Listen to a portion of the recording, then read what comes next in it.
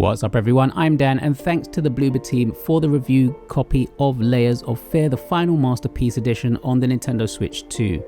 Layers of Fear arrives on the Switch 2 as the definitive version of Bloober team's psychological horror series, and it feels right at home on the platform. Built on the Unreal Engine 5 and bundling together Layers of Fear 2, all DLC and several new connective chapters. For horror fans who value atmosphere and unease over relentless jump scares, this is a deeply compelling experience. At its core, Layers of Fear is about walking through the fractured minds you inhabit, the perspectives of artists consumed by their craft, the painter, the actor, and the writer. Each story explores how obsession corrodes relationships and reality itself, and the game's greatest trick is how it constantly toys with your perception. Rooms change when you turn away, hallways stretch impossibly long, and familiar spaces subtly rearrange themselves. It reminded me a lot of Eternal Darkness, and that is something that I have been missing in horror games. It's psychological horror in its purest form, not about making you jump every 5 seconds, but about making you feel uncomfortable, watched, and uncertain of what's real. Maybe it was just me, but it felt like there was someone behind my character at times, and I did not want to turn around. That sense of immersion is one of the game's biggest strengths. Visually, the final Masterpiece Edition looks excellent, especially considering the technical demands. Environments are richly detailed, from the decaying Victorian mansion of the original game to the airy luxury of the ocean liner in Layers of Fear 2 and the isolated windswept lighthouse introduced in the newer chapters. Lighting plays a huge role here. Flickering candles, deep shadows, and sudden bursts of harsh light constantly guide and mislead your attention. Playing in handheld mode is particularly effective. The smaller, more concentrated screen helps mask some of the temporal fuzziness and makes the darkness feel more intimate and oppressive, especially if you turn off the lights with some headphones on. Sound design does as much heavy lifting as the visuals. Silence is used masterfully, often stretching moments just long enough to make you uneasy before a creak, whisper, or distant bang breaks the calm. The haunting soundtrack weaves fragile piano melodies with droning, unsettling tones, reinforcing the emotional weight of each story. Add to that the full voice acting throughout, including a standout performance from Tony Todd as the unseen director in Layers of Fear 2, and the game becomes incredibly absorbing.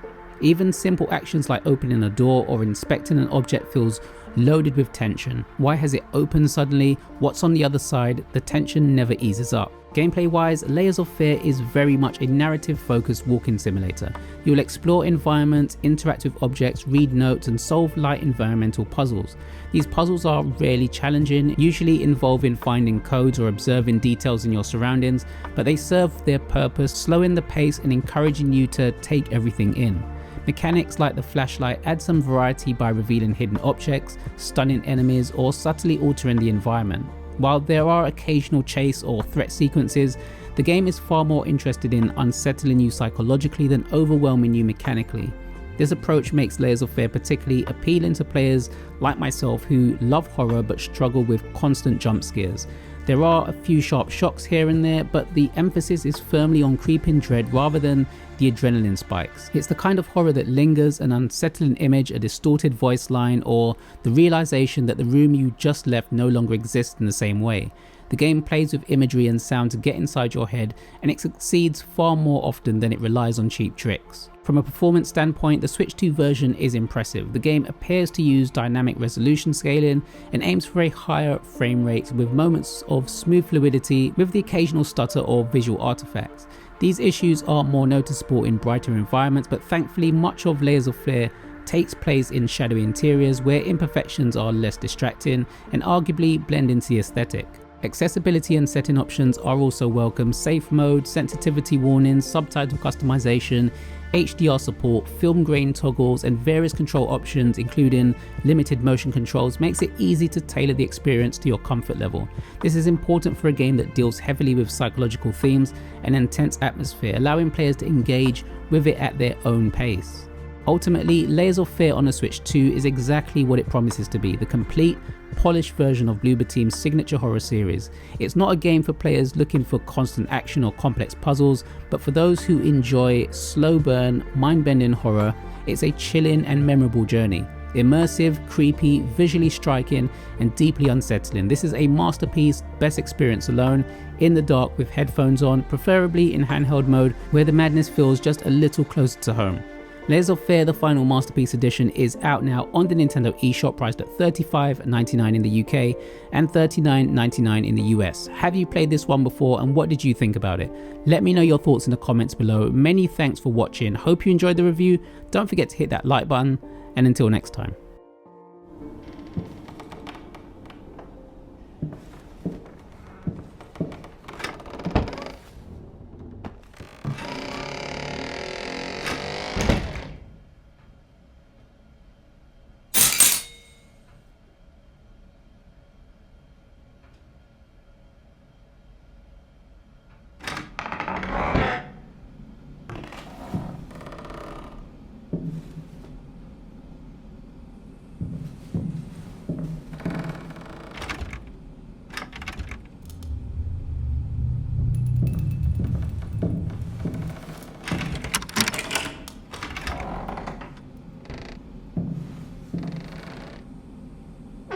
It's been a while. It took me 6 months to be able to hold a pen again.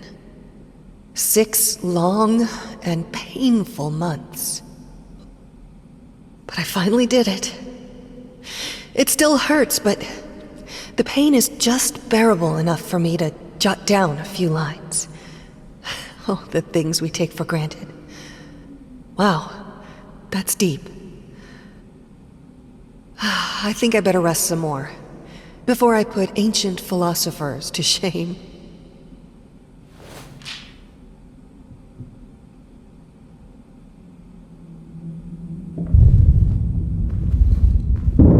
I mean, I've seen you in my house so many times, and yet I could never find the courage to face you directly.